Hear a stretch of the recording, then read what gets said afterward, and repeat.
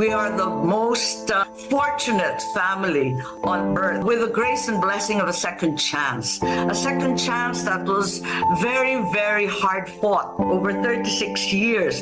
36 years of exile when you couldn't come home. 36 years na sabihin ko na napakahirap. Hindi ko naman pinag-uusapan. Natapon kami kung saan-saan dulo ng daigdig. Napakahirap nun eh. Pinaglaban namin to eh. And yet, here we are. Hulog ng langit po. Binigay ng Panginoon a second chance, perhaps the last chance for my family to once again redeem itself.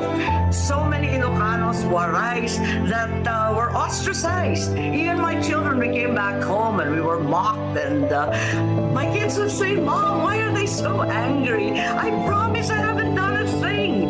And I could never explain. Mr. President, baka susunod ka sa dinaanan